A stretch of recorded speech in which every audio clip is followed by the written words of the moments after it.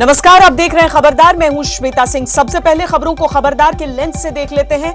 आज भारत की डिजिटल या ऑनलाइन मीडिया के लिए, सोशल मीडिया के लिए अनुशासन दिवस है, क्योंकि आज सरकार ने इस मीडिया की लक्ष्मण रेखा खींच दी। आपत्तिजनक कंटेंट, भड़काने वाले पोस्ट, अपशब्द, नफरत, आपराधिक और देश विरोधी हरकतें, इन सारी मुसीबतों पर लगाम लगाने के लिए, फेक न्यूज के चैंपियंस को लाइन पर लाने के लिए सरकार ने भी लाइन तय कर दी है। हालांकि आज जो बातें कही गई हैं वो दिशा निर्देश हैं। इनमें सेल्फ रेगुलेशन यानी आत्म अनुशासन की बात है। कोई सख्त कानून सामने नहीं आ गया है, लेकिन इतना जरूर तय हो गया है कि सोशल मीडिया पर मनमानी करने वालों के लिए एक सरहद बन गई है और उस पर नियमों की कटीली तारें लग गई। आपत्तिजनक कंटेंट की शिकायत मिलने पर 24 घंटे के अंदर उसे हटाना होगा। अफवाह फैली तो ओरिजिनल सोर्स बताना होगा। कितनी शिकायतें आई, क्या कार्रवाई हुई, इसकी रिपोर्ट सोशल मीडिया कंपनियों को हर महीने देनी होगी और तमाम यूजर्स के वेरिफिकेशन का सिस्टम तैयार करना होगा। यह आपसे जुड़ी हुई और आपके काम की खबर है। केंद्रीय कानून मंत्री रविशंकर प्रसाद आज के न्यूज मेकर हैं। नए नियमों और ऑनलाइन मीडिया की लक्ष्मण रेखा को लेकर आज रविशंकर प्रसाद आज तक के जरिए देश को एक्स्ट्रा खबरदार करेंगे। और नीरव मोदी तक कानून के लंबे हाथ पहुंच गए हैं। यूके से नीरव मोदी के प्रत्यर्पण को लंदन की कोर्ट ने मंजूरी दे दी है। लंदन की कोर्ट ने नीरव मोदी की तमाम दलीलों को खारिज किया और कहा कि नीरव मोदी के लिए मुंबई की आर्थर रोड जेल एकदम फिट रहेगी। यह मामला 14,000 करोड़ रुपए के पीएनबी घोटाले का है। नीरव मोदी धोखाधड़ी करके विदेश भाग गया था, लेकिन भारत ने संयम और कूटनीतिक पहुंच के जरिए दबाव बनाया और भगोड़े नीरव मोदी को भारत वापस लाने की कोशिश की। इस दिशा में आज एक बड़ी सफलता मिली है, लेकिन यह प्रत्यर्पण तुरंत नहीं होगा। नीरव मोदी भारत कब और कैसे लाया जाएगा, इसका तरीका क्या होगा, अभी कौन कौन सी अड़चनें बाकी हैं, इसका विश्लेषण हम करेंगे। लेकिन खबरदार की शुरुआत इस वक्त की एक ब्रेकिंग न्यूज से। मुंबई में उद्योगपति मुकेश अंबानी के घर एंटीलिया के बाहर संदिग्ध गाड़ी मिली है। संदिग्ध गाड़ी मिलने से हड़कंप मच गया है। मुंबई के पेडर रोड पर बनी एंटीलिया बिल्डिंग के बाहर जो स्कॉर्पियो गाड़ी बरामद हुई, उसमें जेलेटिन की छड़ें मिली हैं। एटीएस की टीम ने घटनास्थल का मुआयना किया है। मुंबई पुलिस की क्राइम ब्रांच ने जांच शुरू कर दी है। इलाके की सीसीटीवी फुटेज को खंगाला जा रहा है। मुकेश अंबानी के घर की सुरक्षा बढ़ा दी गई है। जाहिर है बड़ी खबर है, क्योंकि मुकेश अंबानी के घर के बाहर इस तरह की चीज का बरामद होना। हमारे साथ इस समय हमारी संवाददाता विद्या जुड़ रही है सीधे मुंबई से। विद्या, अपडेट क्या है और अभी तक आधिकारिक तौर पर पुलिस की तरफ से या एटीएस की तरफ से क्या कुछ कहा गया है? जी देखिए, होम मिनिस्टर ने उन्होंने ही सिर्फ जानकारी दी, लेकिन ये बात तय हो गई है कि तकरीबन 20 के आसपास बुलेट जो जेलेटिन थे वो एक गाड़ी में मिले हैं। दोपहर के समय में मिले थे और ये गाड़ी आप देख लीजिए, ये जो सड़क है ये है एंटीलिया और ये जो सड़क है अल्टामाउंट रोड, ये तकरीबन आप कह लीजिए छावनी में तब्दील हो चुका है। यहाँ पर हर स्पेशलाइज्ड विंग जो होता है मुंबई पुलिस का, चाहे आप ले लीजिए डॉग स्क्वाड या फिर बॉम्ब डिस्पोजल स्क्वाड, एटीएस से लेके तमाम जो कमांडोज हैं वो तक यहाँ मौजूद थे। पूरे इलाके को सैनिटाइज किया गया और उसके बाद से ही यहाँ पर आवाजाही शुरू हुई। दोपहर से ये पूरा इलाका एकदम पूरी तरीके से बंद कर दिया गया था, रास्ता पूरा रोक दिया गया था, यहाँ आवाजाही नहीं हो रही थी। तो इस तरह के तब्दील ये जो पूरे हालात हैं तब आए जब यहाँ से गाड़ी को यहाँ से निकाला गया। जो मटेरियल उसमें है उसकी टेस्टिंग के लिए दिया गया है, जांच पड़ताल। इस बात जैसा आपने कहा, आसपास का ये जो पूरा हाई प्रोफाइल एरिया है, यहाँ पे सीसीटीवी जाहिर सी बात है कि बहुत सारे घरों में लगी हैं, इमारतों में लगी हैं, शॉप्स में लगे हैं। तो उन सभी सीसीटीवी कैमरास को खंगाल कर ये जानने की कोशिश की जा रही है आखिर गाड़ी है किसकी, कहाँ से आई, किसने छोड़ी, कौन था उसका मालिक। ये तमाम चीजें जाननी इसलिए भी जरूरी है क्योंकि ये कोई आम इलाका नहीं है। ये वो इलाका है जहां पर कि देश के सबसे बड़े उद्योगपति रहते हैं। और ये सबसे बड़ी बात ये कि भले ही ये सिर्फ एक जेलेटिन रहा है और उसमें बहुत कुछ नहीं मिला है, लेकिन ये एक्सप्लोसिव मटेरियल जरूर है और यही वजह है कि इसकी जो सीरियसनेस है उसको देखते हुए फिलहाल जांच पड़ताल बहुत तेजी से हो रही है। क्योंकि विद्या, वाकई सिर्फ जेलेटिन की छड़ें हैं और ऐसा नहीं है कि कोई असेंबल्ड विस्फोटक वहां पर रहा हो, लेकिन अगर जेलेटिन की छड़ें एक गाड़ी में छोड़ी गई हैं वहां पर, क्या इसे एक संकेत, एक संदेश के तौर पर भी पुलिस देख रही है? क्या साजिश के उस कोण को भी तलाशा जा रहा है? जी बिल्कुल, पूरी तरीके से इसको बहुत लाइटली नहीं लिया जा सकता। ये अल्टामाउंट रोड ये इलाका है जहां पर आप देख लीजिए, ये जो पुलिस की जो गाड़ियां आप देख रहे हैं, जो तकरीबन जो एंटीलिया से लगी सटी खड़ी हैं, ये सारी वो गाड़ियां हैं जो हमेशा यहाँ रखती हैं। यहाँ मार्क्समैन तैनात रहते हैं। यहाँ पर ये जो पुलिस की गाड़ियां हैं, ये आप बड़ी बड़ी गाड़ियां जो देख रहे हैं, ये अंबानी परिवार की तरफ से ही पुलिस को दी गई है ताकि उनकी सिक्योरिटी की गाड़ी उनके साथ, उनकी जो बड़ी गाड़ी है उनके साथ चल सके। ये सारी गाड़ियां हमेशा इनके साथ रहती हैं। इनके अलावा ये सारे जो कमांडोज हैं, आप कह लीजिए एटीएस की जो विंग के जो लोग हैं, ये सब यहाँ थे। जांच पड़ताल इस वजह से लाइटली नहीं लिया जा सकता, क्योंकि आखिर इतने बड़े जो ये इलाका जहाँ पे पहले से ही हाई प्रोफाइल सिक्योरिटी रहती है, ऐसे इलाके में सडनली एक गाड़ी में जिलेटिन पाना, ये अपने आप में एक बहुत बड़ा सवाल है कि आखिर इतना सिक्योरिटी होने के बावजूद ऐसा हुआ कैसे कि ऐसी गाड़ी आ गई अनजान सी और यहाँ पर उसमें जिलेटिन भी मिल जाता है।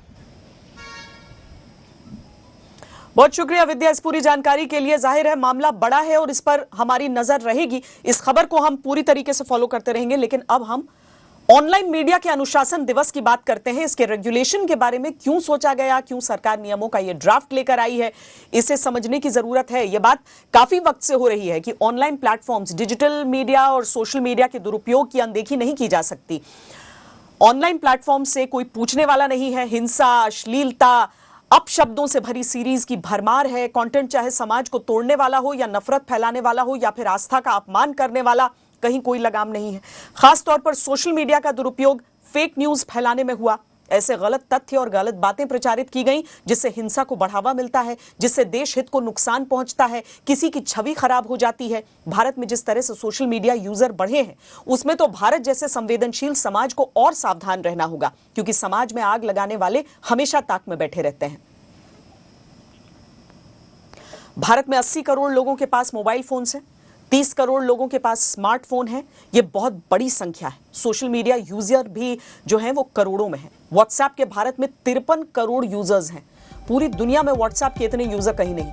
फेसबुक से सबसे ज्यादा लोग भारत में जुड़े हैं। भारत में फेसबुक के 41 करोड़ यूजर हैं। इंस्टाग्राम के 21 करोड़ भारत में यूजर हैं। ट्विटर के 1 करोड़ 75 लाख यूजर भारत में हैं। इतनी बड़ी संख्या में सोशल मीडिया पर अगर लोग हैं तो सोचिए, एक फेक न्यूज, एक गलत तथ्य, एक छोटी सी बात भी कैसे करोड़ों लोगों को प्रभावित कर सकती है। इसीलिए ऐसे लोगों से सावधान रहना होगा जो सोशल मीडिया की इस ताकत का दुरुपयोग हिंसा फैलाने, समाज में तनाव फैलाने में करते हैं। भारत में करोड़ों लोग सोशल मीडिया का इस्तेमाल कर रहे हैं। इन करोड़ों यूजर्स से सोशल मीडिया की बड़ी कंपनियों को बड़ा बिजनेस मिल रहा है, लेकिन शिकायतों को सुनने का पुख्ता सिस्टम नहीं है। नई ड्राफ्ट गाइडलाइन से अब क्या बदल जाएगा, यह हम आपको बताते हैं। अब तक आपत्तिजनक सोशल मीडिया पोस्ट्स के खिलाफ यूजर शिकायतें तो करते हैं, लेकिन इन शिकायतों को ठीक तरीके से सुना नहीं जाता। अब ऐसा नहीं हो पाएगा। अब सोशल मीडिया यूजर को प्रॉपर फोरम मिलेगा। यहां उनकी शिकायत दर्ज होगी। यह पता चलेगा कि उनकी शिकायतें किसके पास गई। समयबद्ध तरीके से उन शिकायतों का निपटारा करना होगा। शिकायतों को सुनने और निपटारा करने के लिए 3 स्तर का सिस्टम बनाना होगा। बड़ी सोशल मीडिया कंपनियों को अब 3 अफसर नियुक्त करने पड़ेंगे। इनमें एक चीफ कंप्लायंस ऑफिसर बनाना होगा, जिसे कानून, नियमों और गाइडलाइंस का पालन सुनिश्चित करवाना होगा। दूसरा, एक नोडल ऑफिसर बनाना होगा, जिससे पुलिस और दूसरी सरकारी एजेंसियां किसी भी समय संपर्क कर सकें और जो इन एजेंसियों से कोऑर्डिनेट करे। तीसरा, रेसिडेंट ग्रीवांस ऑफिसर होगा, जो शिकायतों के निपटारे का सिस्टम देखेगा। ये तीनों अधिकारी भारतीय होने चाहिए। हर महीने कंपनियों को कंप्लायंस रिपोर्ट देनी होगी कि उनके पास कितनी शिकायतें आई हैं और उन शिकायतों पर क्या कार्रवाई की गई है। बड़ी सोशल मीडिया कंपनियां किसी की नहीं सुनती थीं। उन्होंने खुद को सबसे ऊपर मान लिया था। आपत्तिजनक पोस्ट्स और यूजर्स पर मनमाने तरीके से ये कंपनियां कार्रवाई करती थीं, लेकिन गाइडलाइंस बनने के बाद इन कंपनियों को पारदर्शी तरीके से शिकायतें सुननी होंगी, उन शिकायतों पर कार्रवाई करनी होगी।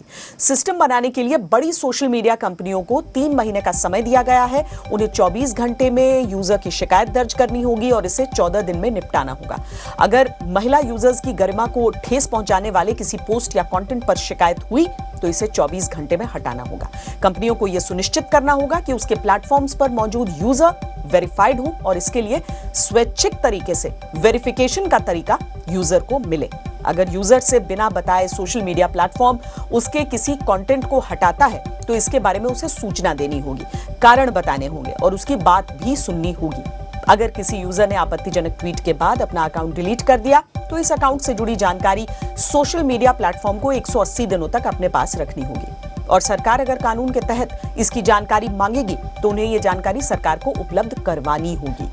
लेकिन सोशल मीडिया कंपनियों पर जो सबसे बड़ी सख्ती है वो ये कि अगर उसके प्लेटफॉर्म पर कोई आपत्तिजनक पोस्ट हुआ है तो उस पोस्ट के फर्स्ट ओरिजिन को ट्रेस करके बताना होगा, यानी ये पोस्ट सबसे पहले कहां से किया गया। अगर भारत के बाहर से ये पोस्ट किया गया तो भारत में सबसे पहले इसे सर्कुलेट करने वाले कौन थे, यह भी बताना होगा। किसी भी आपत्तिजनक पोस्ट के फर्स्ट ओरिजिन के बारे में उन मामलों में ही बताना होगा जिससे राष्ट्रीय सुरक्षा, संप्रभुता, विदेशी मामले और कानून व्यवस्था जैसे मामले जुड़े हैं और जिनमें आरोप साबित होने पर 5 साल से ज्यादा की सजा हो सकती है। सोशल मीडिया प्लेटफॉर्म्स के लिए गाइडलाइंस में यह भी है कि वो ऐसा कोई कंटेंट पब्लिश नहीं होने देंगे जो भारत की एकता, अखंडता, सुरक्षा के खिलाफ हो, जिससे दूसरे देशों के साथ हमारे संबंधों पर असर हो, जिससे कानून व्यवस्था पर असर हो या हिंसा भड़काने वाला हो या मानहानि करने वाला हो।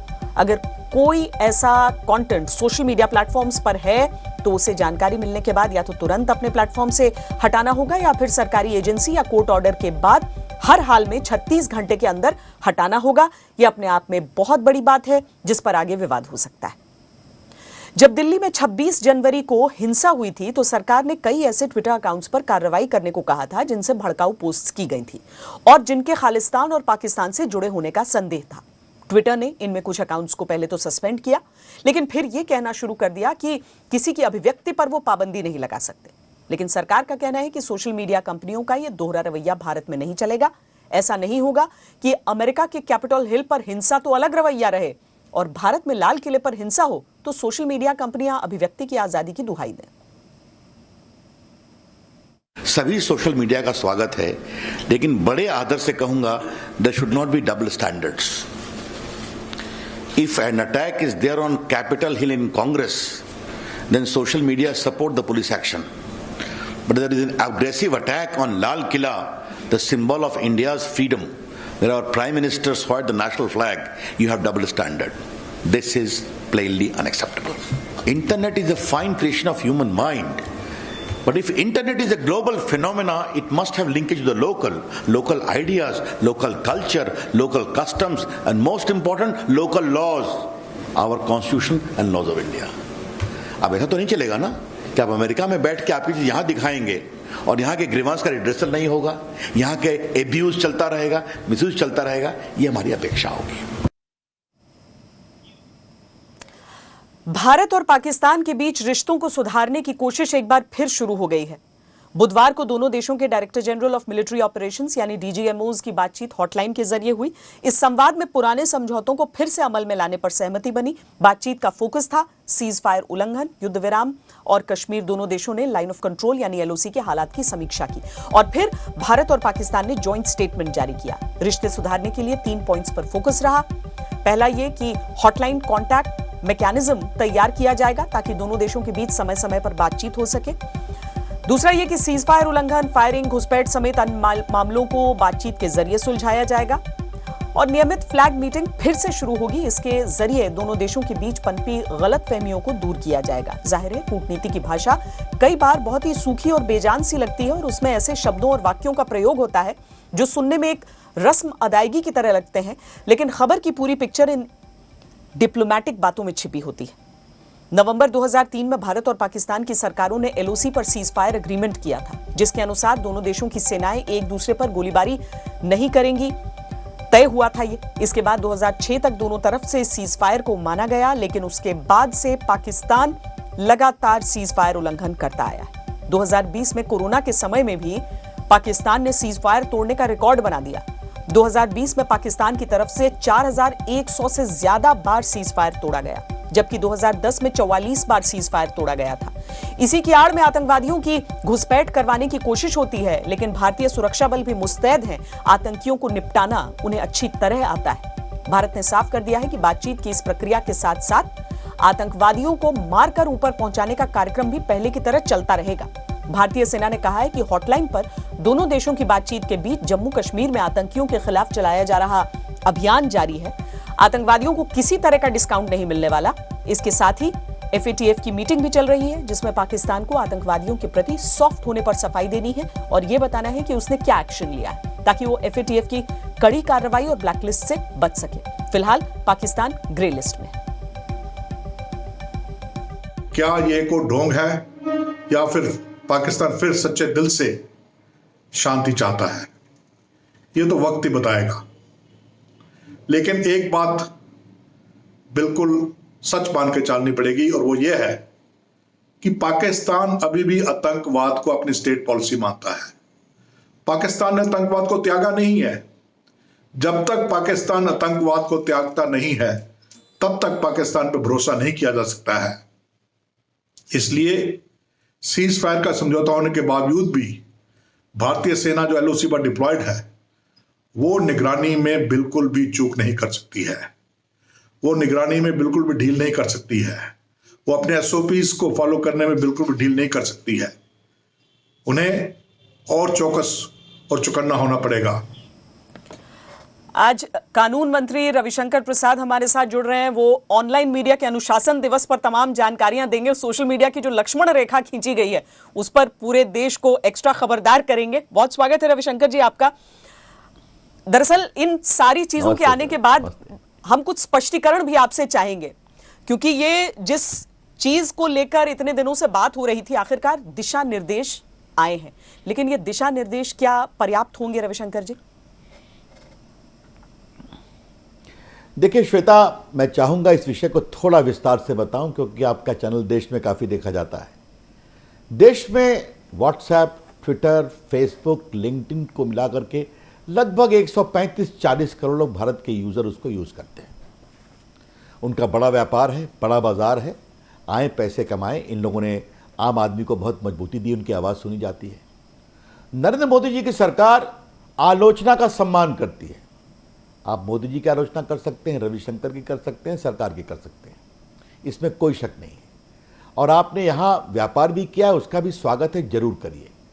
लेकिन ये हमने जो दिशा निर्देश बनाए हैं, ये क्या बनाए हैं? क्या इस बात को हम इनकार कर सकते हैं कि आज बहुत लोग सोशल मीडिया का एब्यूज़ करते हैं? आप मुझे एक बताइए श्वेता, अगर मेरे पास एक माँ आती है कि मेरी बेटी को उसके जिल्टेड लवर ने उसके कॉम्प्रोमाइजिंग फोटो मॉर्फ करा के डाल दी है, मुझे क्या करना चाहिए? अगर कुछ लोग सोशल मीडिया के माध्यम से आतंकवाद फैला रहे हैं, देश को तोड़ने का काम कर रहे हैं, मुझे क्या करना चाहिए? और कोई व्यक्ति, शरीफ आदमी, उसको बुरी तरह से कुछ लोग बदनाम कर रहे हैं सोशल मीडिया पर। तो इसीलिए इसमें हमने कहा है कि सोशल मीडिया का जो यूज़ और एब्यूज़ होता है, तो एब्यूज़ और मिसयूज़ में उसके शिकायत की निराकरण का आप एक समाधान करिए। 24 घंटे में शिकायत को नोट करिए, 15 दिन में उसका निष्पादन करिए। और जो बड़ी सोशल मीडिया कंपनी इसको नोटिफाई करेंगे, जिनके 50 लाख से अधिक रीच होंगे लगभग, चाहे वो बाकी नाम किसी का क्या लूँ, आप अपना एक कंप्लायंस ऑफिसर रखिए, आप एक ग्रीवांस ऑफिसर रखिए, और बाकी आप एक अपना ये सरकार से कंटैक्ट पॉइंट रखिए। 2 बातें और इसमें बता दूं, तब फिर आप सवाल लीजिए मुझसे। ये अगर किसी ने खुराफात शुरू की, तो खुराफात शुरू करने वाले को आपको जवाब देना पड़ेगा, ये कौन है। और वो सभी में नहीं, भारत की संप्रभुता, भारत की एकता, भारत की सुरक्षा, किसी महिला नारी की गरिमा, कोई बलात्कार के सीन दिखा के बार बार कर रहा है, जिसको 5 साल से ऊपर की सजा हो सकती है, तो आपको बताना पड़ेगा कि ये खुराफात किसने शुरू की। हम कंटेंट नहीं जानेंगे। ये खुराफात भारत के सरहद के बाहर से आई तो हिंदुस्तान में किसने किया, दंगे फैलाया, मॉब लिंचिंग कराया, आपको उसका नाम देना पड़ेगा। और तीसरा, सोशल मीडिया पर आकर के करोड़ों लोग ज्ञान देते हैं, उस ज्ञान का स्वागत है, लेकिन सोशल मीडिया कंपनी ऐसे लोगों के वॉलंटरी वेरिफिकेशन का एक व्यवस्था करें। सरकार का ही नहीं है। आप बताएं कि मेरा नाम रविशंकर प्रसाद है, ये मेरा अकाउंट है जो मुझसे वेरीफाइड है, ताकि ये भी तो हम देखें कि जो बार बार वायरल होते हैं, इसमें कितने वेरीफाइड लोग ज्ञान दे रहे हैं और कितने अनवेरीफाइड सरहद के बाहर से आ रहे हैं। तो यही तो हमने एक बिल्कुल ऐच्छिक मैकेनिज्म जो उनको लागू करना पड़ेगा, उसका प्रावधान किया है। रविशंकर जी, आपको यह एहसास भी होगा कि इसके साथ ही एक नई बहस, या यूं कहूं कि पुरानी बहस नए जामे के साथ शुरू हो जाएगी अभिव्यक्ति की आजादी को लेकर। जी, आपने बहुत सही कहा। देखिए श्वेता, पहले आप एक बात जान लीजिए, मुझे लगता है कि आपके चैनल पर मुझे बोलने की आवश्यकता है कि इस सरकार में नरेंद्र मोदी जी, राजनाथ जी, वेंकैया जी उपराष्ट्रपति हैं, रविशंकर प्रसाद स्वर्गीय सुषमा स्वराज, स्वर्गीय अरुण जेटली, प्रकाश जावड़ेकर, कोई 3, 4, 5 साल बड़े हैं, कोई छोटे हैं। हम लोगों ने जेपी मूवमेंट में बिहार में और फिर इमरजेंसी के खिलाफ संघर्ष किया है। 3 आज़ादी के लिए जेल गए हैं, लाठी खाया है। इंसान की आज़ादी, मीडिया की आज़ादी और न्यायपालिका की गरिमा। तो we have suffered for the cause of freedom of speech and expression. Bharat में बोलने की आज़ादी आती है भारत के संविधान की धारा 19(1) में मौलिक अधिकार, तो वो इस freedom of speech and expression है। उसी का 19(2) भी है कि देश की संप्रभुता, देश की सुरक्षा, पब्लिक ऑर्डर इत्यादि के आधार पर आपकी उस आज़ादी पर रीजनेबल रिस्ट्रिक्शन लग सकता है। यह भारत के संविधान में है, मैं कोई नहीं कह रहा हूं, और सुप्रीम कोर्ट ने भी इस अधिकार को अपहोल्ड किया है। तो आज मैंने बताया कि हमें कुछ नहीं इंटरफियर करना है। सोशल मीडिया कंपनी खुद ही व्यवस्था बनाए कि किसी को शिकायत है तो उस शिकायत का निपटारा करें, वॉलंटरली वेरीफाई करें, और किसी ने खुराफात की तो पहली खुराफात किसने शुरू की उसके बारे में बताएं। पर यह ट्रेस करना मुमकिन हो पाएगा, आपको लग रहा है? देखिए, मैं आपको स्पष्ट कर दूं श्वेता, आप तो बहुत अनुभवी पत्रकार हैं, हम कंटेंट नहीं बताना चाहते, लेकिन क्या रॉकेट साइंस है क्या? आप तो देश में इतना घूम के पत्रकारिता करती हैं श्वेता, ऐसा क्यों होता है कि एक ही दिन, अब तो बंद हुआ हम लोग की शक्ति कर, एक ही दिन एक ही विषय पर एक ही जिले में एक ही समय लाखों मैसेजेस वायरल होते थे कि नहीं, मॉब लिंचिंग के बाद या पहले? आप मुझे बताइए। तो क्या इसको जानने के लिए कि बहुत बड़ा तकनीकी ज्ञानी बनना है क्या? नहीं है ना। हमने आपको पूरा अधिकार दिया है, आप आलोचना करिए, और मैं फिर कहूंगा, आलोचना, व्यंग, हास्य, कार्टून, ये तो लोकतंत्र के गाने होते हैं, जरूर करिए। लेकिन अगर सोशल मीडिया का दुरुपयोग इस तरह से हिंसा फैलाने, वैमनस्य फैलाने, आतंकवाद को फैलाने, नारी की गरिमा को लूटने, किसी की पूरी प्रतिष्ठा को समाप्त करने के लिए होगा, तो उसके लिए शिकायत के निपटारा का एक उसको मशीनरी मिलनी चाहिए कि नहीं। यही तो इसमें हम कर रहे हैं, जो बताया आपको। Ravishankar ji, internet and mobile association of India ने आज सरकार से अपील की कि उसे इस मसले पर सार्वजनिक संवाद शुरू करना चाहिए। इंटरनेट फ्रीडम फाउंडेशन ने कहा कि नियमों का दायरा इतना फैला हुआ होने की वजह से हो सकता है कि सोशल मीडिया कंपनियां अपनी जिम्मेदारी से बचने के लिए जरूरत से ज्यादा सख्ती करें और इससे अभिव्यक्ति की आजादी पर असर पड़े। इन चिंताओं पर क्या कहेंगे आप? देखिए, हमको आशंकाओं का तो उत्तर नहीं देना है ना, पहले बात आप जान लीजिए। मैं आपसे फिर कहता हूं, बार बार हमने विस्तार से बताया कि कंसल्टेशन हुआ है, सुप्रीम कोर्ट के 2-3 केसेस हुए हैं। हमारे सेक्रेटरी आईटी ने सुप्रीम कोर्ट ने एफिडेविट कहा है कि हम जल्दी ही गाइडलाइन लाएंगे, उनका निर्देश था रेप बलात्कार के मामलों में। 18 में मैंने राज्यसभा में कमिटमेंट किया, जब फेक न्यूज़ पर एक बहुत बड़ी बहस चली थी। सारे सांसद ने कहा आप गाइडलाइन को मजबूत करिए। जो पोर्नोग्राफी, चाइल्ड सेक्सुअल एब्यूज़ है, इस पर पार्लियामेंट की एडहॉक कमेटी बनी थी और हम लोग 3 साल से कंसल्टेशन कर रहे थे। ड्राफ्ट को भेजा, कमेंट, काउंटर कमेंट आया। आज प्रकाश जी और अमित खरे जो सेक्रेटरी आईएनबी, उन्होंने बताया कि उन्होंने दिल्ली में कंसल्टेशन किया, मुंबई में किया, चेन्नई में किया। प्रकाश जी ने ओटीटी के लोगों को बुलाया, कहा कि आप एक सेल्फ रेगुलेशन बताओ। अब आप मुझे जब कह रही हैं तो श्वेता, मैं आपको एक बात बताऊं, आप जब टीवी पर आती हैं तो आप एक कोड फॉलो करती हैं ना, और कहीं गलती होती है और आपका जो इंटरनल मैकेनिज्म है गलत पाए तो आप उसको चलाती है ना पट्टी कि ये न्यूज़ गलत थी, हम इसके लिए खेद प्रकट करते हैं। आप जब आर्टिकल लिखती हैं तो आप प्रेस काउंसिल का नियम फॉलो करती हैं कि नहीं करती हैं? तो यही तो केस है। तो बाकी लोग तो कुछ तो फॉलो करें। फिल्मों के लिए सेंसर बोर्ड है, हम सेंसर बोर्ड नहीं चाहते, लेकिन ओटीटी आप बनाइए, लेकिन 5 कैटेगरी में उसको कैटेगराइज करिए कि ये 13 साल के बच्चों से नीचे के लिए नहीं है, ये उनके ऊपर के लिए है, ये पेरेंटल गाइडलाइन है। बाकी लोग जो उपयोग करना है करें, और शिकायत के निपटारे का एक फोरम दीजिए ओटीटी कंपनी के पास या डिजिटल मीडिया के पास। उसके बाद एक अलग से आप बनाइए फोरम जिसमें सुप्रीम कोर्ट रिटायर्ड जजेस हों, बाकी जजेस हों, एमिनेंट संपादक हों, जो वो सुने शिकायत को, अगर कार्रवाई नहीं हुई और उनको बताए, सेंसर करे, बाकी देखे।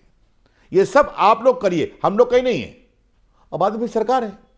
तो ये तो बिल्कुल हम लोगों ने सेल्फ रेगुलेशन को इंस्टीट्यूशनलाइज किया है ताकि social media, OTT, digital media खूब काम भी करे और जवाबदारी भी बनी रहे जो उसके कंज्यूमर्स हैं या जो सोशल मीडिया यूजर हैं।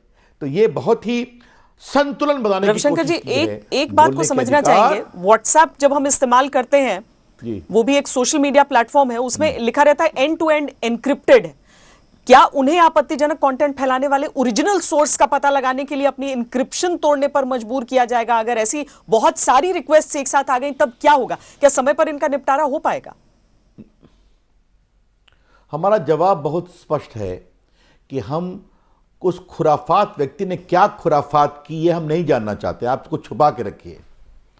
हमें एक चीज बताइए श्वेता जी, आप इतनी अनुभवी पत्रकार हैं, जब कोई ट्वीट वायरल होती है तो वायरल में आपको मालूम होता है ना साहब, देखो ये ट्वीट चल रहा है मॉब लिंचिंग पर, ये हैशटैग जिनोसाइड फार्मर, ये क्या है?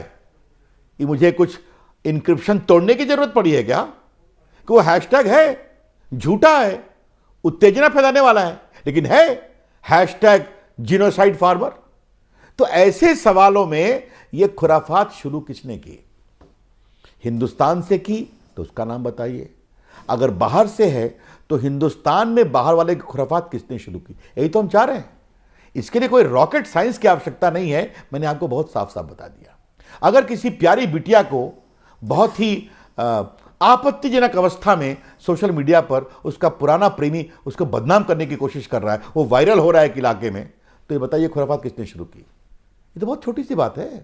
नहीं, ये बात तो रविशंकर जी सही है कि कई दफा इस तरह की जब कंप्लेन भी भेजे जाते हैं, शिकायत की जाती है, तो दूसरी तरफ से एक लाइन का जवाब आ जाता है कि हमारी पॉलिसी के हिसाब से इसमें कुछ आपत्तिजनक नहीं पाया गया, और उस समय आपका एक संघर्ष शुरू होता है। तो सब चाहेंगे कि वो संघर्ष कम से कम खत्म हो, कि वो इंटरप्रिटेशन न दें। अगर कानून है तो वो एक चीज हो सब पर।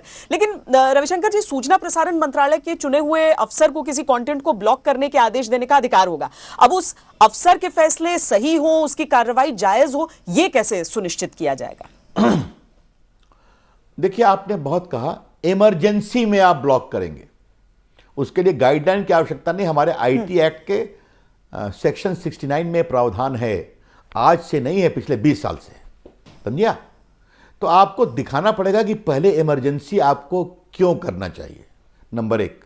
नंबर 2, आप वो निर्णय करेंगे तो उस निर्णय को एक कमेटी के द्वारा वेट करना पड़ेगा, और नंबर 3, एक रिव्यू कमेटी होगी जिसमें कैबिनेट सेक्रेटरी होंगे, लॉ सेक्रेटरी होंगे, आईटी सेक्रेटरी होंगे, वो रिव्यू करके देखेंगे एक समय सीमा के लिए, उसके आगे नहीं चलेगा। स्टेट में वो रिव्यू कमेटी चीफ सेक्रेटरी की अगुवाई में होगी, बाकी लोग होंगे। लेकिन मुझे एक चीज़ बताइए, ये सब हम आज़ादी का पूरा समर्थन करते हैं, और देखिए आज मैं बहुत विनम्रता से श्वेता आपके चैनल आज तक पर बताना चाहता हूं कि नरेंद्र मोदी जी की सरकार को आलोचना से कोई परेशानी नहीं है। कुछ लोग तो नरेंद्र मोदी के इतने प्रेमी हैं कि उनकी आलोचना 20 साल से कर रहे हैं, आप देख ही रही हैं। कुछ लोग तो एनजीओ बना रखा है, हमें उससे कोई परेशानी नहीं है। अब देश के लोग मोदी जी को इतना आशीर्वाद दे देते हैं कि बार बार जिताते हैं उनके काम के कारण, तो हमें उससे परेशानी नहीं है, हम वो काम करते रहेंगे। आलोचना आप करिए, लेकिन ये बहुत जरूरी है कि अगर किसी को उससे जेन्युइन शिकायत है, राष्ट्र के हित में, संप्रभुता में, सुरक्षा में, डिफेमेशन में, नारी की गरिमा में, बच्चों के सेक्सुअल एब्यूज के मामले में जिनको 5 साल से अधिक की सजा है, तो आपको तो उसके खिलाफ कार्रवाई करनी पड़ेगी। हम नहीं कहेंगे, आप मैकेनिज्म बनाइए ताकि कोई व्यक्ति जो उसका विक्टिम है वो शिकायत कर सके। आपको श्वेता आजकल और बताऊं, आजकल एक देश में नया ट्रेंड चल रहा है। क्या है?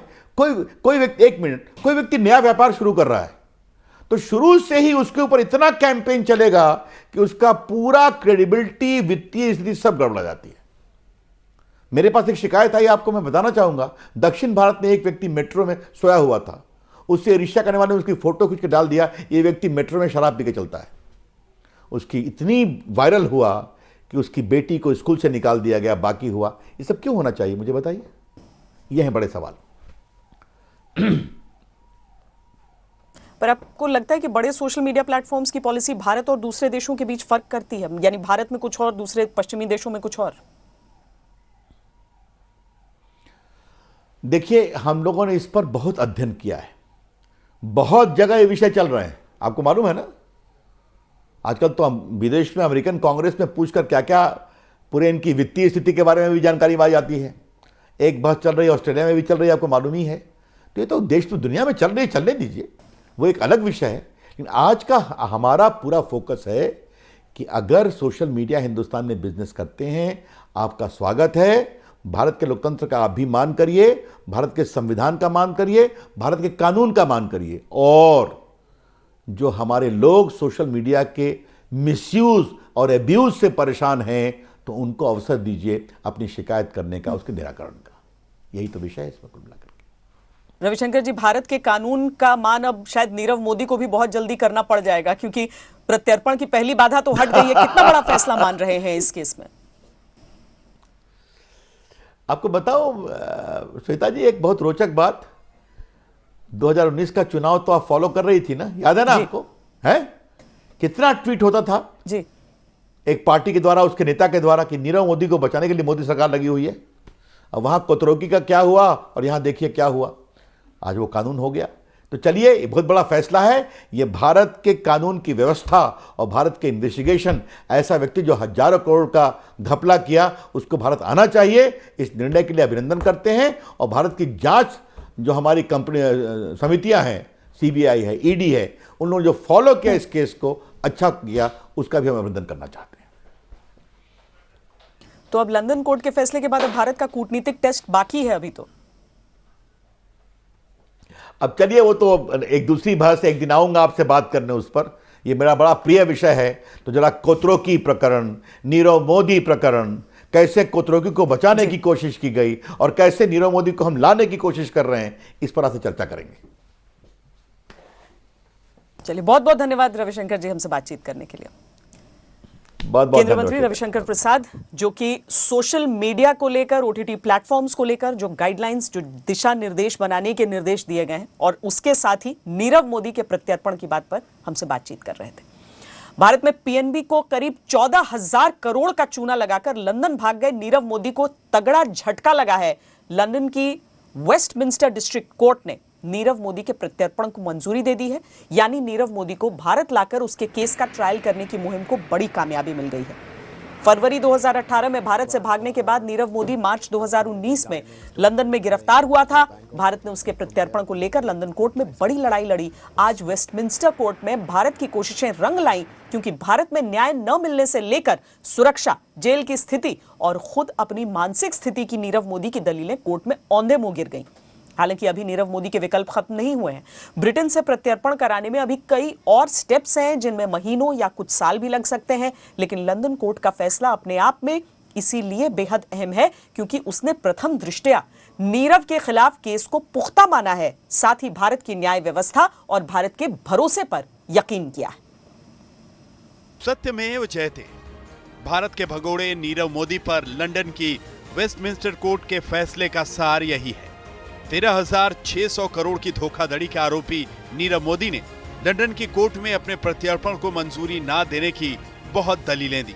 अपने मानसिक स्वास्थ्य, जेल में अपनी सुरक्षा, भारत में न्याय मिलने की गारंटी न होने जैसे थोथे तर्क रखे, लेकिन कोर्ट ने सब ठुकरा दिया। वेस्टमिंस्टर कोर्ट के जज सैम गूजी ने भारत में नीरव मोदी के प्रत्यर्पण को अपनी मंजूरी देने के साथ कहा कि मैं संतुष्ट हूं कि नीरव मोदी के खिलाफ पीएनबी धोखाधड़ी मामले में सबूत हैं। प्रथम दृष्टया केस बनता है। सीबीआई और ईडी ने धोखाधड़ी, मनी लॉन्ड्रिंग, गवाहों को डराने और सबूतों को नष्ट करने के जो आरोप लगाए हैं, वो केस पहली नजर में बनते हैं। नीरव मोदी पर भारत में जवाबदेही का केस बनता है।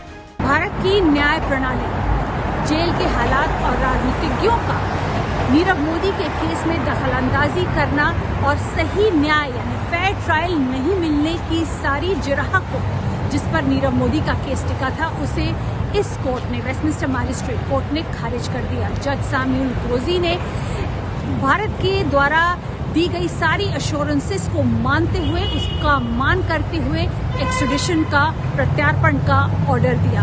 हालांकि नीरव मोदी के पास और भी कानूनी दावपेच मौजूद हैं, लेकिन इन सब का इस्तेमाल उसे वॉन्सवर्थ प्रिजन में रहते हुए ही करना होगा, जहां वो।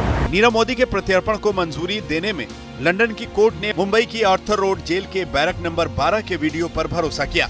अगस्त 2020 में कोर्ट के सामने जेल बैरक का वीडियो पेश किया गया था। वीडियो के आधार पर भारत सरकार ने लंदन की कोर्ट को भरोसा दिया था कि नीरव मोदी भारत की जिस जेल में रहेगा, उसकी व्यवस्था ठीक है। लंदन की कोर्ट ने माना कि आर्थर रोड जेल की बैरक नंबर 12 ओवर क्राउडेड नहीं है। साथ ही जेल कैदियों के लिए मुंबई के जेजे अस्पताल में वार्ड तय है, जहां जरूरत पड़ने पर मेडिकल सुविधा ली जा सकती है।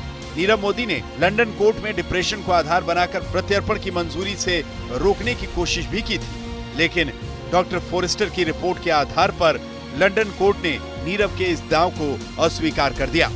The Westminster Magistrates Court in London has pronounced that Nirav Modi be extradited to stand trial in India.